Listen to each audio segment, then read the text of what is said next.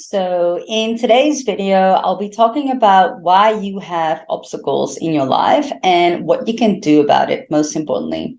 If you like my content, please feel free to share, comment, like, subscribe, all the things that you can do.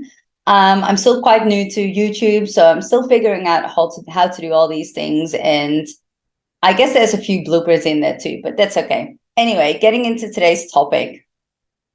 I explain a framework to my clients always. And basically what I tell them is that if they have certain obstacles in their life, they are there for a reason. And so everything comes back to redirection if we were to able to fully trust life. So the framework that I explain to them is that if you could imagine that there's light at the end of the tunnel, whatever that may mean for you, it could mean enlightenment, it could mean death.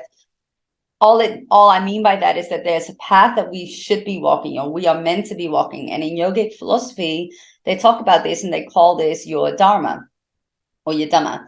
And basically what happens is people know this path, like it's a remembrance that we have deep down inside, but we have lots of belief systems, conditioning, and all these things in place that makes us scared or worried about if we are worthy enough of this path and blah, blah, blah. So what then actually happens is that the mind distracts us. So example, this is the path that you're meant to be walking. And then the mind goes, oh, let's have a look what is over here and see what's there. And then people go get sidetracked. And then, life is going okay. Like nothing is major is happening. There's a few little bumps in the road. There's a few little obstacles, but it's still sort of okay. If you were to fully be intuitive and you would feel into your body how it feels like being in those situations, you would know that you would have to go back here, right? So it's like a little nudge of the universe to bring you back to where you need to be. But oftentimes people ignore this. So it's this feeling somewhere that, doesn't feel entirely good, but you ignore that and you still keep going in the same direction. So people get a little bit more sidetracked.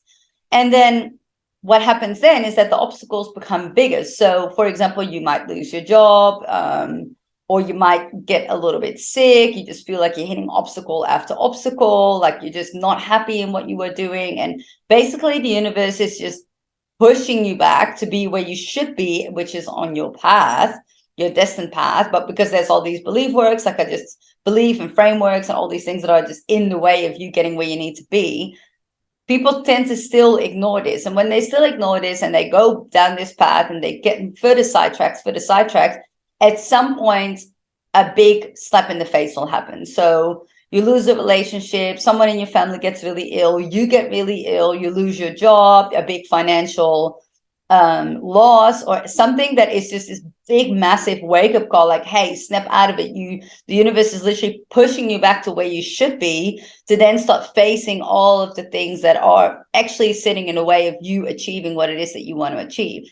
Now, when it comes to these belief systems and the conditioning and all these things that are sitting in your way, it's something that is either your parents, so it could be a generational trauma that is still sitting that you're here to clear. It could also be energetical imprint. So when you were younger, something happened to you and one of your parents were actually feeling like not good enough or whatever. And because you're energetically so open as a child, you don't know the difference between what they're feeling and what you're feeling. So we are very open energetically. So then we are imprinted with what they actually are going through.